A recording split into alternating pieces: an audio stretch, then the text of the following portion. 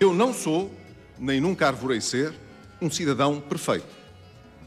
Eu tenho as minhas imperfeições. Uma das imperfeições de Passos Coelho é a sua relação difícil com as obrigações contributivas a que qualquer cidadão está sujeito. No ano passado, soube-se que quando era deputado, Passos Coelho recebeu dinheiro de uma ONG ligada à empresa Tecnoforma.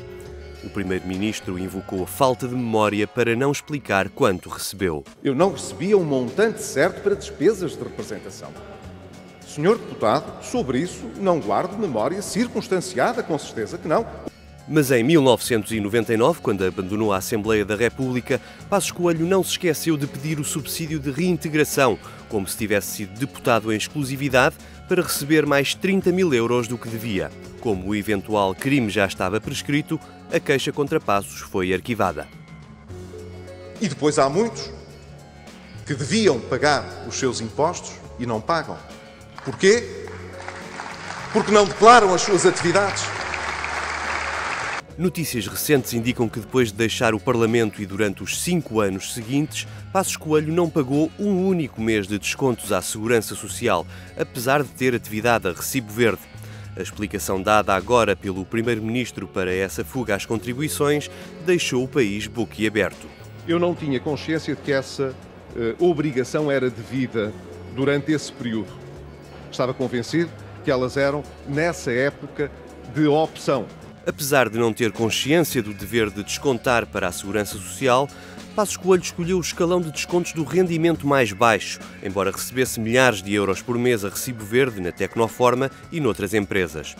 Em 2007 foi notificado para pagar as dívidas em atraso, mas como a carta não vinha registada, não pode provar-se que foi recebida.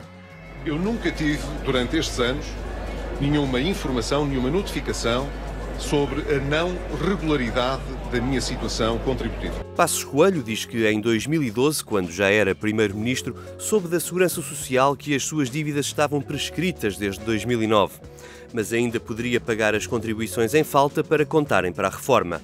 No entanto, apesar do seu cargo, Passos decidiu não pagar a dívida aos cofres públicos.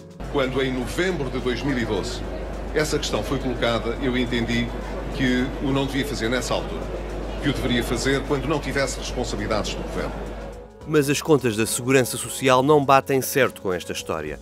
Passos Coelho acabou por apenas pagar pouco mais de metade das prestações em falta e, apesar de saber da dívida desde 2012, só começou a pagá-la depois de questionado pela imprensa. Para o ministro do CDS, Mota Soares, o devedor Passos Coelho passou a vítima da Segurança Social. Eu acho que nenhum cidadão deve ser prejudicado por um erro dos serviços e parece-me que é exatamente o que aconteceu neste caso. Sabe-se agora que o Primeiro-Ministro também foi alvo de processos fiscais entre 2013 e 2007, não só por atrasos na entrega das declarações de IRS, mas também por pagamentos em falta. Reconheço com muita humildade que, no meu passado, por vezes me atrasei a fazer esses pagamentos e que, portanto, os tive de realizar como qualquer outro cidadão na relação com a administração fiscal. No meio de tantas dúvidas, uma coisa é certa: durante 5 anos, o Primeiro-Ministro de Portugal não pagou a contribuição obrigatória à Segurança Social. O mesmo Primeiro-Ministro que mal chegou ao governo criminalizou os trabalhadores independentes, prevendo até 3 anos de prisão para quem fizer o mesmo que ele fez, durante 5 anos consecutivos. E ainda consegue dizer coisas destas. Eu pertenço a uma raça de homens que gosta, mesmo quando não é o próprio a causa do endividamento, de honrar os compromissos do país, de pagar aquilo que deve,